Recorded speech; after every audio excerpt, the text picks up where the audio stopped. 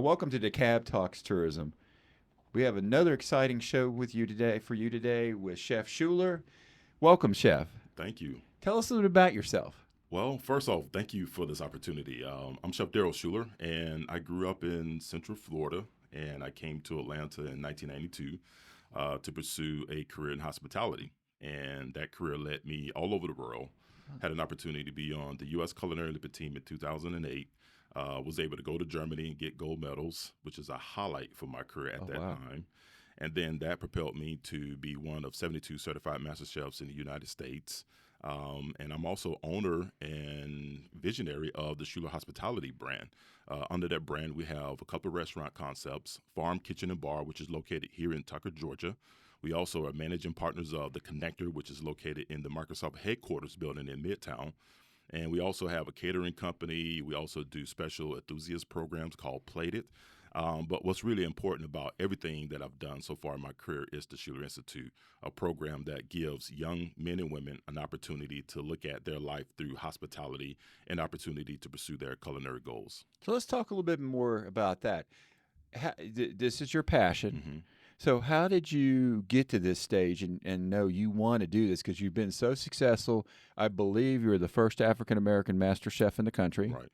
So now I think you said before the show started, there's two of you all. That's two. So with all of this and with all your businesses that you're doing, tell us a little bit about the passion for this educational program. Well, the passion came from growing up in Central Florida. All the kids in the neighborhood, we all played together. Because most of the time our parents worked seasonal jobs, and my mother in particular worked seasonal jobs. She worked in the citrus industry, and I just remember her coming home every day, and she would have her tools and her apron and her shoes, and she'd have all this citrus pulp. And what she would do is they would stand on these assembly lines and just peel and sectionize fruit all day long. Wow. And I just remember as a kid, we didn't eat much during the week. We would have either a plate of corn and some okra, or she'll make biscuits and some honey, and it wasn't really a complete meal. It wasn't until the weekend that she would go all out and cook a huge meal. And she would do that for one reason. One, she would always think about the people in the neighborhood, the people that was across the street, the lady that was down the road. And after she get through getting up early in the morning, cooking this meal, we smell it all throughout the house, and she would put foil plates together. She'll wrap foil around plates, and she will stack them, and she'll say, "Daryl, take this to Miss Hattie house, Miss such and such house," and I would just go down the street and deliver these meals. And as I was delivering these meals, these people was waiting on their front porch for these meals. Wow. And I know a lot of people think being a chef is hey, it's all about me. But that's where the passion came from, that hospitality of putting your effort forward, regardless of what you had or didn't have, and thinking about others. So fast forward to today, luckily I've been able to have a very successful career, travel all over the world, never spent a dime of my money to leave the country. But is that all about me? Or is it all about who do I give that to now? Who do I share that with? And there's a lot of young men and women out there just looking for an example. Someone like them from an environment from which they came from, who have made it out of that situation and say, hey, if he can do it, I can do it. But how do you do it? So we created the Shular Institute. And it's a place where young men and women can come and learn the art of cooking and hospitality in an environment that is open to the public. And that's why I'm so passionate about what I do. And it's just what I do as a chef. I've worked in the industry for many, many years, had very high profile positions, and then been able to manage a lot of people, a lot of projects. So being able to manage a couple of different companies all at once is just part of my repertoire. Is who I am. It was what I've done for many, many years. So how do you go about finding your students? So, having the reputation that I have in the industry, a lot of people from around the country reach out to me. Through email, you get messages, phone calls. We have a great connection with the local high schools, specifically here in DeKalb County. And so we have that pipeline to where young men and women can not only see me come into their facility and do demos, work with their educators, provide activities that will allow them to learn the art of cooking, hospitality in a real-world setting through our restaurant takeover. And those students will look at that as an opportunity for them to say, hey, maybe the Shular Institute is an option for me to go and consider either a career path or post-secondary education.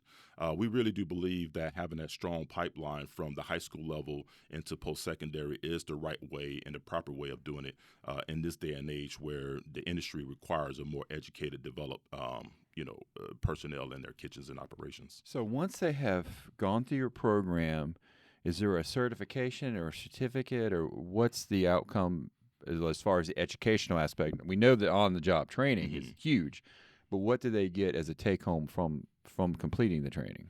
So after completing our program, all of our programs less than 6 months. So we allow the students to get in, learn through the different tracks that we have. So we have an intro program that teaches the students all the basic fundamentals of hospitality and cooking and baking and pastry and so forth.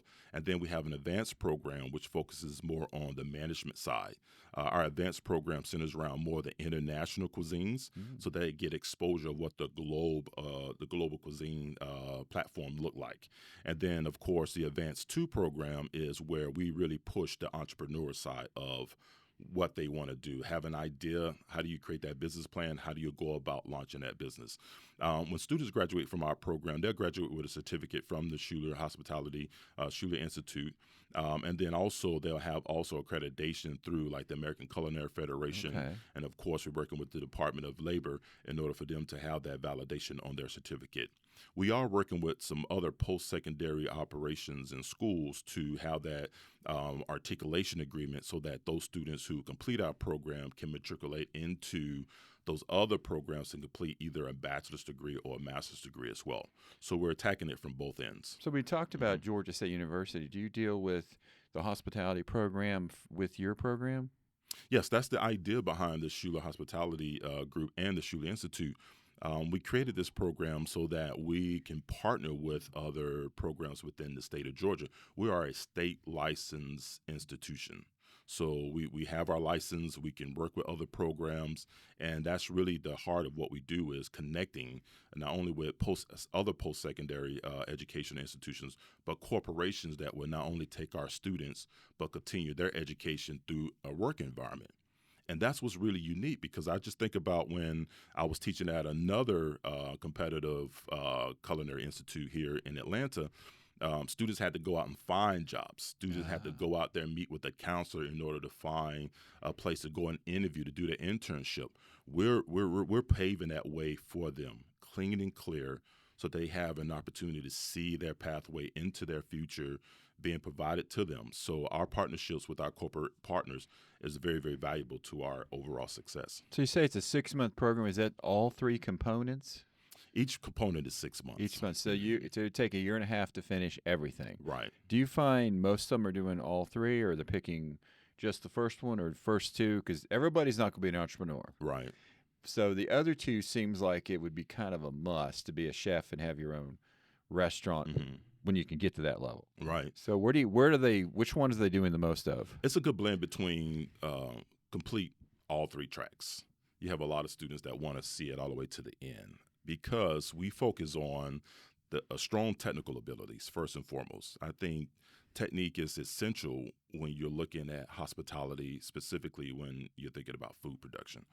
And then the science behind it, we focus strictly on the science of cooking. Connected in with farmers, bringing in top people in their particular fields to come in and explain why we do certain things or why certain things happen depending on which culture you're cooking, right? So you think about international cuisine, you can't master that until you learn the stories behind the food, right?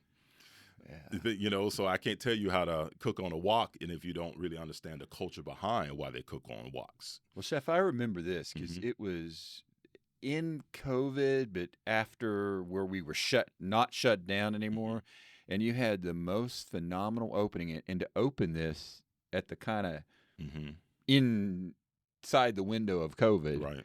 But I remember going, and you had a wine per part of the meal. Right. So your wine with your entree, with your appetizer, and you were telling us the stories behind the country and the wine and the pairing, and that was just such an amazing experience. Because you think about, you got a young man, young woman who is considering hospitality as a gateway to their future. and you say to them that I want to train you just to work a line. That's not really attractive, right? Right. But if I can train you to work the line and take that experience and go on and do other things, now you're saying, wow, okay, I can consider hospitality as a choice. But then when you paint the picture that we're going to make you a global citizen, now you really got them entranced. You got their attention now. Because a lot of kids, the only thing they know is just their block. Yeah. Or their city or their community, or in this day and age, we got everybody in silos. I believe that, hospitality has allowed me to really diversify my abilities to communicate with people, engage with people, hear their stories. And once you understand people's stories and where they come from, you see there's a lot of similarities there, the walls of division starts to fall. Yes. And what better way of developing brotherhood is over a plate of food, right? Eating. You're right. So when you explain to them that, a cultural dish that you're preparing is prepared by someone from that culture, and they're telling you how they grew up and what obstacles they went through and why they prepare food a certain way, then you really can relate to it, and then you become a young student who's going to become a master of that craft at some point. Well, Chef, you don't know this, but yesterday our podcast was on the Greek festival, and we had Father Paul here, and he was telling the stories of growing up and the Greek flavors and the Greek food, so the international. So it was very interesting having. Yesterday was all about Greece. Today is international in general and culinary. It's very cool to hear this part of it. Yeah. It's the people behind the food that really makes being in the hospitality industry so meaningful to people. Because you think about, we work long hours. It's a tough industry, but there's so much passion that's driving that force behind it. And whenever you do something with passion and love, the long hours don't really bother you much. It's something that it's part of your destiny. You go do it for free. And knowing that what you do and the love that you put into that food or that plate or that service is impacting someone, they came to your restaurant for a reason. Right. They could have had a bad day on their job. They could have been fired. And they come in there to you for you to give them service and a great meal and a great wine experience and stories behind the food you prepare. They're walking away saying, what? Life is a little bit better. Yep. I won't give up now.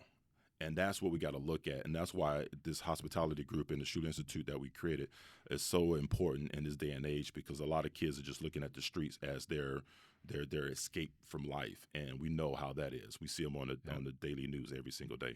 Well, Chef, tell us, okay, so the Shular Institute has teaching the kids. Now, let's switch into the front of the house and talk about the restaurant. So the restaurant, Farm Kitchen and Bar, is located here in Tucker. When you walk through our doors and you look at this beautiful wood, oak, warm environment, you're like, wow, this is in Tucker. Yes, this is in Tucker. We have a beautiful bar, plenty of seating in our restaurant. We don't try to pack you in there like we're trying to get 1,000 people in a small space. That's not what we're about. We're about a quality experience. And when you walk in and you see that beautiful stainless steel sparkling kitchen over there to your left, you probably hear my voice rambling through the building because we're in there just in the grunt of everything. You know that you walked into a place that's really going to, there we go. It's really going to take you to another level. Chef, what are you making there? So this right here was from this past weekend. I got invited to New York to be one of 5 chefs that cook for Pepsi Dig-In. And it's a national initiative that Pepsi had launched to support Black businesses during this time of the year. And so I was invited to cook the main entree. You sure we can say Pepsi in Atlanta? Well, Pepsi brought me up. I'm sorry, Coke. But this is me in there preparing the food, getting everything ready. That was a wonderful experience because I always wanted to cook at the James Beard House, and they have what they call the James Beard platform at Pier 57 in New York. Wow. And to be in that environment with all those great chefs was just a continual highlight of my career there. Yeah. Very cool. Tell us a little about Cuisine. I mean, I know you have got the most phenomenal burger, and you got some killer. I think there's 3 different salads on there, but I know you got a lot more than that. But if you're into burgers, you definitely got to go over there and get the burger. But tell us about the Cuisine. Well, the cuisine behind Farm, growing up in the South, everything is fresh. Fresh is probably, you hear it a lot, but I don't think really people embrace it enough. Right. And so everything that we have is all about fresh. And matter of fact, I go to the market every day and get all of our produce for the restaurant. I'll go and hand pick it. And Where do bring you it go? in. I go to either the Beaver Highway Farmers Market there or Dekalb Farmers Market. All of them here in DeKalb County, so we support. You don't think about that except in New York or something. No, it's something that when you think about New York, of course, yes, but most cuisines, most cultures around the world, that's what they do. They go True. either you have a farm, you go get it, or you go to the farmer on the back of their truck and you pick it. Just to make sure that the quality is there. But we do a lot of great things, great burgers, like you say, on a nice brioche bun that we make in-house. We do a nice roasted garlic aioli, some Brussels sprout slaw. Yes. We got the caramelized onions with the bourbon on there. We got a nice chicken thigh crispy sandwich that we serve as well, grilled chicken sandwich, fish sandwiches. And we try to switch it up so that there's always something new to expect whenever you come. Your salmon is amazing. That salmon is one of the hottest dishes that we have. We can't get it off the menu. It's pan-seared. We serve it with a nice roasted cauliflower. We do some curry beans with that, and it's served with a parsnip puree.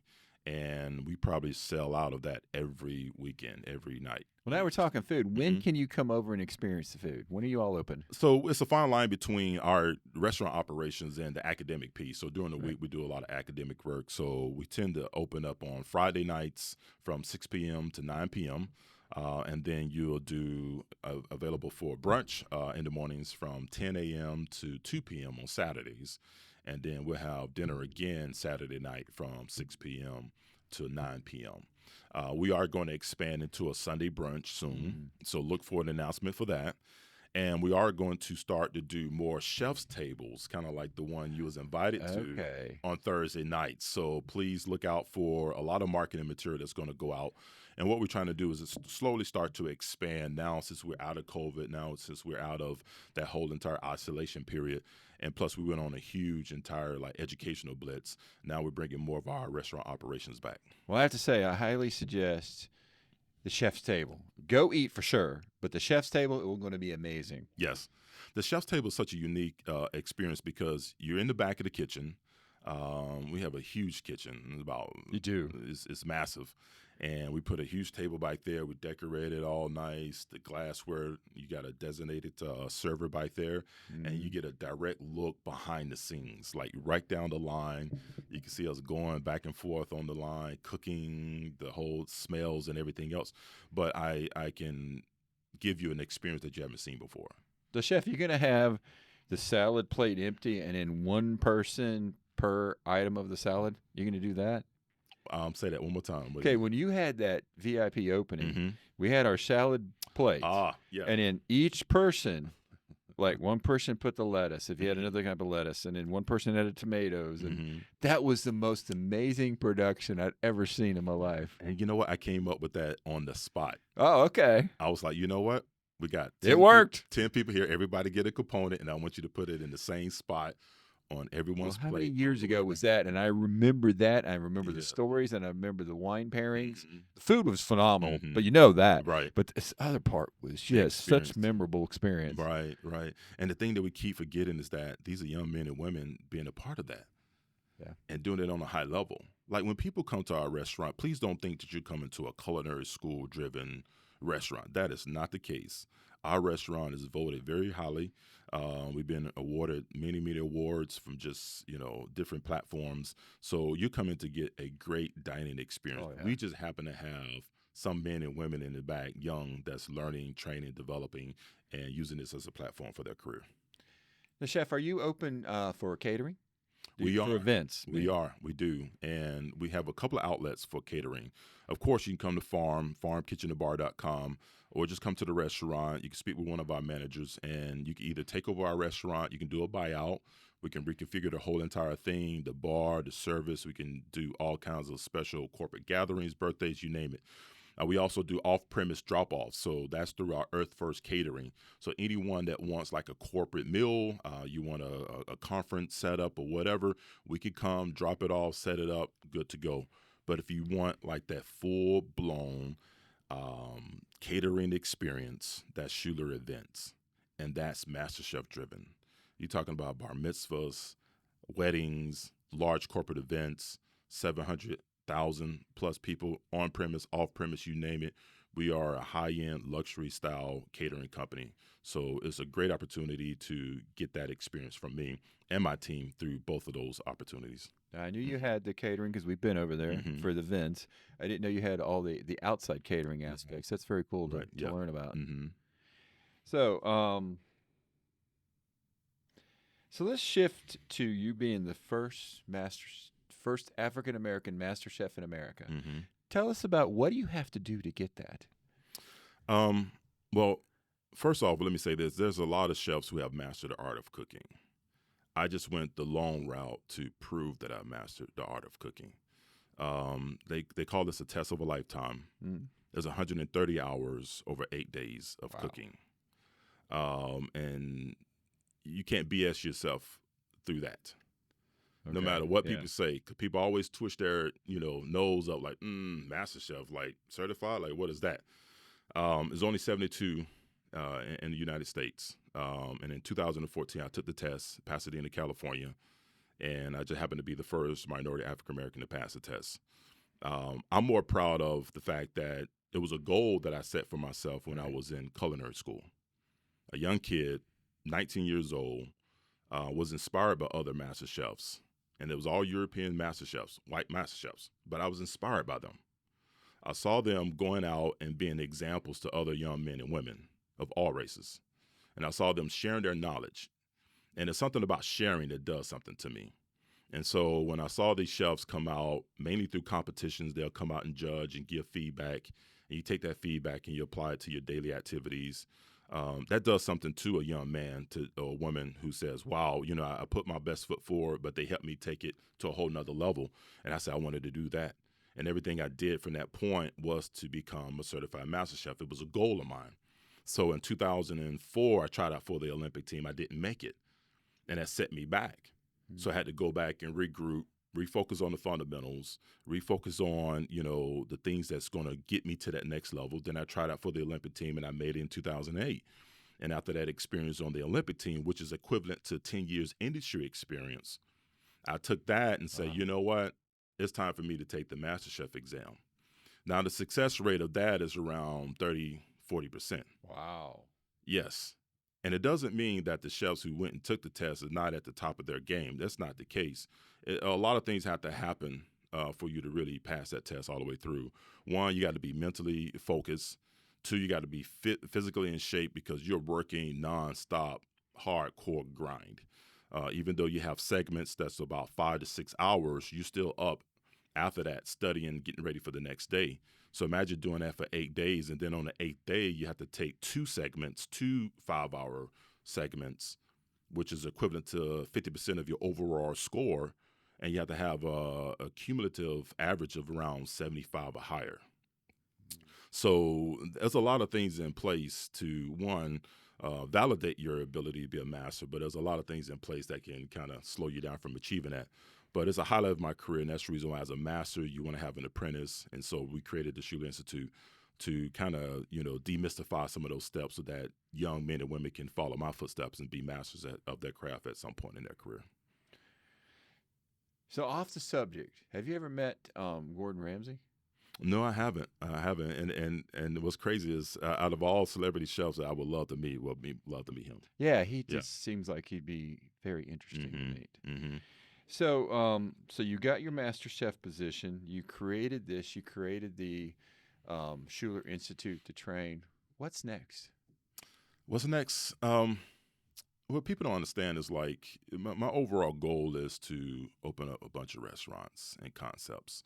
Over the years, you do a lot of studying, formulating ideas, and that's just one of my goals.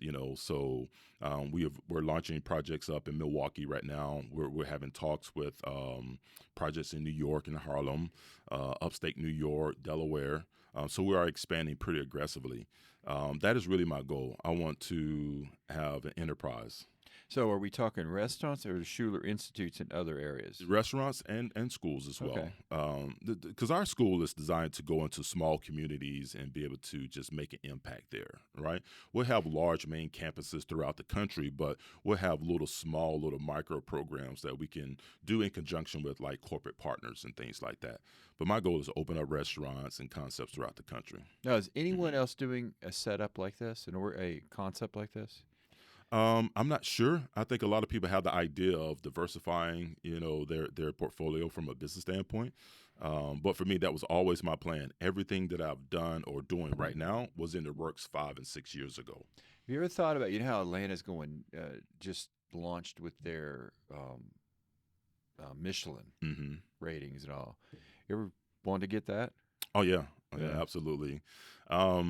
But that's you there all the time. Focus on that. That is no joke. Yeah. I think a lot of people just look at the Michelin and think that, oh wow, I can get me a little star and be a celebrity. No, you don't understand the sacrifice those chefs, those restaurant operators, those maitre d's put into giving a high level excellence every single night. It's no joke. And Is it true that when you're you're not the chef, you're a cook, you do one thing every day, every night? Is that true in a Michelin? That is true. That is true, because you need that constant reputation, repetitiveness, right? You constantly doing it over and over and over again until you have mastered that station, and then you move over to something else. And that's the reason why I think a lot of times people say, well, how come there's not a whole lot of Michelin star chefs in Atlanta and all over the place?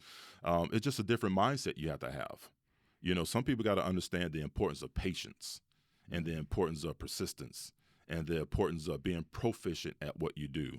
In order for you to be a proficient, meaning that you got to be pro, meaning that you do things at the highest level possible, and then you got to be efficient. You got to do it in the short amount of time, and you got to do that all the time. And so when you think about coming in to work at 2 o'clock, you're not leaving till about 11 o'clock at night. That's what's required for those Michelin star restaurants. Yeah. And then especially when you start thinking about 2 and 3 star. But that type of training is undeniable. And when you go through a Michelin star restaurant training or operation for a period of time, you know that you laid the foundation for your career to be really, really successful. You ever watch the show The Bear? I do. Yeah, I just started watching that where he left a Michelin star restaurant. Of course, if you saw the second show, his chef was just a royal pain. But it was very cool seeing that Michelin, and then he goes and opens up this sandwich and he inherits a sandwich shop. But people don't understand. It's a very rewarding career, but it is a very hard career. I mean, I was in the hotel business for about 15 years with sales and catering, and I was 6 months acting food and beverage director. But it's a very rewarding career, but you are putting the hours in. You are putting hours in, but no matter what in life, you're going to have to put in some work somewhere. Right. Let's just accept that, right? Right. So I'd rather put time and effort into something that's going to benefit me in the long run, developing me, mentally, from a development standpoint, technical standpoint, versus not having that, and then you're looking for another job, and then not having that is just as difficult as anything else. So, chef, with you, all the cooking and all the institutes and restaurants, have you done any TV work? I have quite a bit. What have you done? Let's talk about that now. Let me see. I'm gonna go back. I've done a lot of little cameos. I've done an episode of Homemade Simple back in the day. It was on OWN. I actually shot a couple of pilots for a production company that was shows they pitched for the Food Network and stuff like that. But last year I got my own TV show. Oh, that's good. Let's talk about that now. Yes. So give a shout out to G. Garvin. We shot an episode of City Eats here, featuring our restaurant, Farm Kitchen and Bar, with my business partner, Sean Rush. And after we shot that segment, he reached out to me and was like, hey, chef, would you like to be a part of a TV show? And I was like, well, what kind of TV show? He was like, well, you'd be able to stand and stir is what they call it. And I was like, okay, well, how much creative, freedom will I have? And he was like, well, it's all about you. So it's called Twist the Dish. Let's see if we can find that. Yes. It airs on Sunday night. Here we go.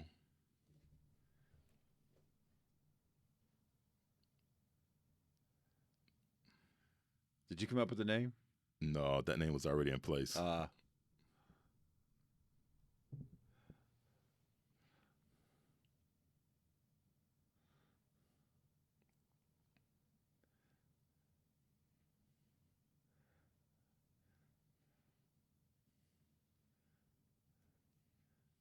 So how long have you done this now? Just shot this last year. Okay. 25 episodes.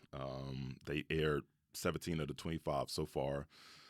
First show ever. And Wow. all of those episodes, all one take. That is amazing. So No you can retake. watch this show called Twisted Dish. Twisted Dish. Right. So you watch it on YouTube, I believe. They have the episodes on YouTube, but you also can go to their website, aspiretv.com, and they have the episodes there as well. So we got to check you out there. Now, you said you were on a TV show that was filmed at your place here. What was that one called? City Eats. City Eats. We're going to have to find that show. That sounds like that's cool. It is, and they air on Aspire TV as well on Thursday nights. And they feature and highlight different restaurants in the city of Atlanta. So it's a really great show. They're doing some great programming over there. I'm proud to be associated with them. It's such an honor. Mm-hmm. Great. We're getting close to the show. Do you have a favorite dish? That's a great question. I like doing dishes that remind me of home. Okay. And one of the dishes I remember my mother would make, and me and my brother would just go in there and just devour, is a pot of oxtails. Okay. And growing up in the South, she would just get the oxtails and put them on the stove and let them simmer, and then she'll have a pot of rice, and then she may have some greens and cornbread and all that stuff. And the moment that she says ready, we'll just go in and we would just eat them up, and she would go berserk because she'll spend all day cooking them, and me and my brother go in there and just go through them. But I love doing that because it just reminds me of home, and it keeps me grounded as well, because forget all the fame, forget all the recognition and stuff like that. Where it started from is where we should all remember, and it started there. And there's a lot of people, a lot of young men and women that are looking at their parents and mothers and caregivers and saying, what's to eat? What we have for dinner tonight? Yeah. And so we want to give them an opportunity to see their dreams come true as well through the Shular Institute. My favorite meals are what I call comfort food. Yes. So like pot roast and spaghetti, chicken pot pie, shepherd's pie.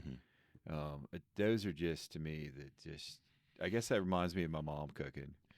And it's like good for your heart. That you don't remember, like you remember some of the stuff that we did for you a couple of years ago, but you really have vivid memories of the times to where you went over Big Mama house and she wasn't expecting you to come, but she went in the kitchen and pulled something out. You remember that? Yep. That comfort food connects with you, and the reason why it connects with you because the person who prepared it for you did it with pure love and passion. And you can taste and feel when somebody made you something with love and passion. And that's why it's important that in this industry that you're not just looking at hospitality as a gateway for you to be a celebrity. Choose it because you really have love and passion for people and using your art and your craft through food to impact people in a positive way. I think you hit it on the head. You have to have that passion for people or you're going to burn out. You will. It's going to be done, over with. You can take your chef code and your Instagram followers and go hang it up. It's not going to last. It takes passion and dedication to see it long term. Well, Chef, before we knew you were coming on, so we asked the viewers some questions that they want me to ask you. Okay. You okay with that? Let's do it. So we had all kinds of questions come in, and Monica had to pare them down to 3. So what made you fall in love with food? You kind of talked about it, but you can answer it again. And well, the love, what made me fall in love with food, one, we all love to eat. But I really love the first dish my mother taught us, me and my brother, because she would work and she would come home late and we had to have dinner on the table. She taught us how to take a piece of pork chop and would season it, and we would dredge it in flour, and we would sear it in a little cast iron pan with some of that grease in that little coffee can on top of the stove. Oh, yeah. And we would brown it, and then we would throw some flour in that grease and some water, and we was making the pan gravy. Yeah. Right? And you throw some onions in there, some green beans. And that was just like a learning lesson that lasted me for life. And that's where the love of cooking came from for me. Very cool. Now, this I thought was a very interesting question. especially for a certified chef. Right. Do you like pineapple on your pizza? Absolutely. I love those flavors, like a barbecue pineapple. Listen, I'm just weird like that. I like it. Here's my question. Do Right. you like, I can't find it. I love anchovies on pizza. Yeah, I guess I don't really do it all that much. I love leave it. You in can't my- find it much. Yeah, not much. So, what's the strongest food combination you've come up with? That I've came up with. Strangest. Strangest. That's my problem being dyslexic. Strangest food combination. Oh my goodness. I ran across someone who tried to make me a salad with they tried to put ice cream on a salad. And they had artichokes and they did some type of soy vinaigrette with the vanilla ice cream. And I said, "Where's the vanilla ice cream coming from?" He said, "Well, it's supposed to melt and turn into like a vinaigrette. It's supposed to be I don't know, it was off the wall." Did it work? It did not work. That's why Yeah. it was so strange.